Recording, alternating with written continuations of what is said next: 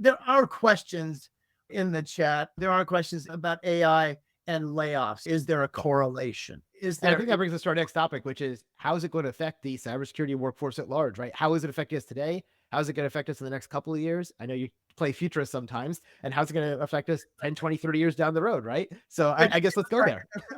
The research department, really, right? I've worked for the research department, and that's, you could argue I'm the qualitative person to the quantitative research that we do at CompTIA. A couple of things. First of all, any technology can be used cynically.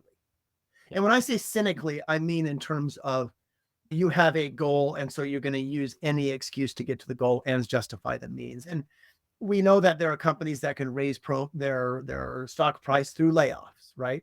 Gen AI has had an impact on workers. We don't need as many workers anymore. I find there are very few organizations that have mature enough implementation of AI to make such claims. That's what I mean by cynical. Will AI replace jobs? No question. You've already alluded to it or even mentioned it. The tier one, the tier kind of jobs and everything. Can AI do a lot of that work, that grunt work? And the answer is yes. Strangely enough, though, we've seen, even with AI, people looking into it a bit, that tech support jobs, it's hard to replace those with AI, interestingly enough, because there's that kind of human interaction that happens a lot. But as far as layoffs, first of all, you'll notice a lot of these companies, they have to post things. They have to do things publicly, but sometimes they want to because that increases stock price. There's that. I'm just using that as an example. I don't know what your thoughts are. No, I agree. Last year, I know at the end of 2023, I had a lot of students getting worried, like, oh my God, Microsoft laid off 10,000 people and Facebook laid off 5,000 people and Google laid off this many people. And part of that was right sizing. And I know right sizing is a fancy word for firing people, but it actually was right sizing because in 2020, 2021, and 2022, we all moved online so heavily that these companies were hiring as quickly as they could. And when they were doing that, they were paying outrageous salaries. So what a lot of these companies started doing is going, oh, you know what? There's not as much demand in the marketplace. If we fire people, then, you know, the person who got fired from Microsoft may go over and work at Facebook, but now they're working for 60% of what their highest was, but they're still higher than they were in 2020. So, and a lot of this is disingenuous. We say, oh, we just lay off 10,000 people, but then we hired 5,000 again, like next month. And that did happen with a lot of these big tech companies. I saw a friend of mine over at Cisco got let go and he languished forever. I think it took him 6 weeks to get a job and he held out. Right. And that's a really long time in tech. That's a long time. Yeah. I'm being very sarcastic there, I'm afraid. But if you said language, are you gonna say 6 months? You're like 6 weeks. I'm like, oh man, that's short. So it's hard for me to be cavalier about people gaining and losing jobs. But one thing you can do to get, I think, some real information, some real data about what layoffs are looking like or what layoffs aren't looking like. You go to the CompTIA, for example. You can go to a couple things. But the first thing is the CompTIA, see if I can remember it, monthly tech jobs report. Just Google for it. CompTIA tech jobs report. And the reason I bring this up, it's real time. We do updates every month. You want to take a look at trends from last year all the way to last month or this month, actually. You can check that out. And you'll find some pretty interesting trends, and we do it by various regions. You can also do CyberSeek. Yeah. And that's real-time information. What we did is we grab real-time information with CompTIA, also with a company called Lightcast in combination with NIST NICE. And so there's got a nice trifecta there of real-time information. You could drill down right into Washington State, where I live, or Washington, D.C., or anywhere in the U.S.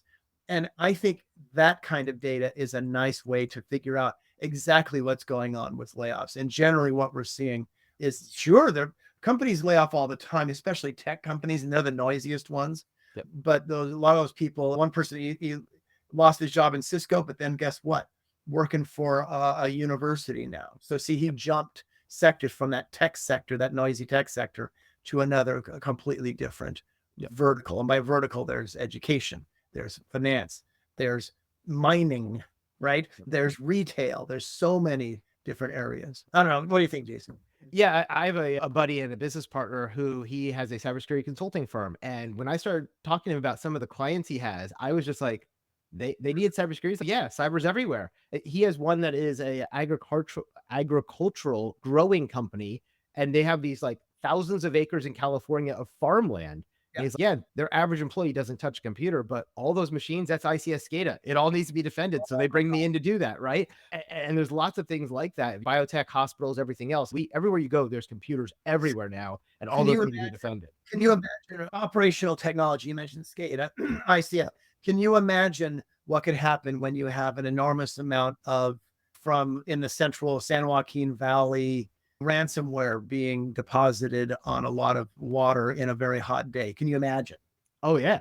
that? Yeah. Or even if you take out all there's a lot of automated equipment like the harvesting machines that a lot of these big farms use. If we could take them out, we now have a food shortage, right? There's all these kinds of problems that can happen. Just like cargo and logistics is another huge one. Again, former Navy guy. So I spent a lot of time learning about the Panama Canal and the Suez Canal and all the transit routes. And you see right now with the issues in the Middle East, it's affecting a lot of the transit in and out of Oh my of the Gulf, right? And if somebody shut down the Panama Canal because that's all ICS and SCADA, right? That could be a big problem for us too, right? So there's lots of these things that can happen.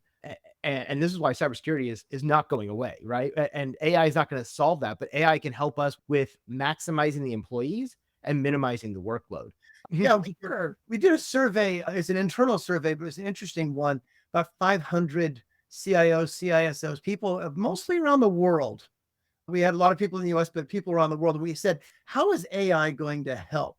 And the majority, I don't mean 99%, but over 50% basically felt that AI doesn't necessarily solve things because if you already have a chaotic situation, like a lot of IT departments are, throwing AI in there ain't going to fix nothing, Yep. especially if you don't know how to train the AI. So bringing in a variable, unless it's very well done, into a non-process oriented IT department isn't going to work so much. If you have great processes, finance industry often has highly regulated, very together. There are other industries and other standouts in industries that do very well, but it'll be interesting to see how we realize that AI will force us to train ourselves to do better and to improve process, things like that.